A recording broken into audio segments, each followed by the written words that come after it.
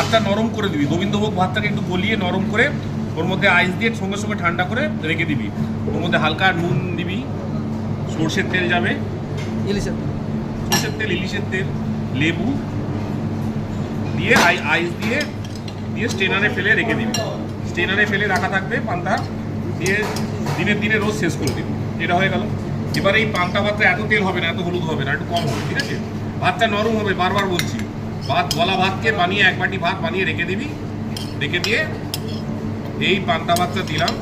গলা হলে খালি মোল্ডের মধ্যে ধরবে, খালি মোল্ডের মধ্যে ধরবে, নাহলে ছিটকে পড়ে যাবে।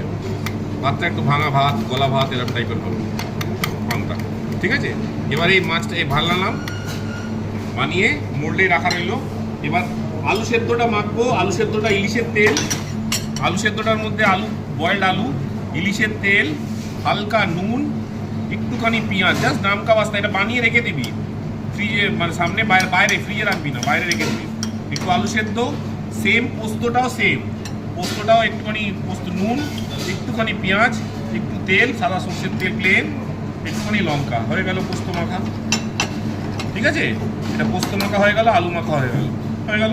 এবার ইলিশ ভাজা ভাজলি, ভাতটা বানালি, ইলিশটা দিলি। ভাতটা দেখ এখানে ভাতটা শক্ত বলে পড়ে পড়ে যাচ্ছে, নরম হলে আটকে থাকবে। ইলিশ দিলি, সিম্পল ইলিশ দিলি, ইলিশের ভাজা তেলের সঙ্গে একটা লঙ্কা দিলি, এখানে ফাঁকে ঢুকিয়ে রাখবি লঙ্কা, একটুখানি, বেশি দিবি না, একদম অল্প একটু পোস্ত দিলি, সাইডে একটু পোস্ত দিলি, এখানটাই দিয়ে দিবি ফাঁকে, পোস্ত দিলি, আর একটুখানি আলু সেদ্ধ ভালো করে মেখে রেখে দিবি।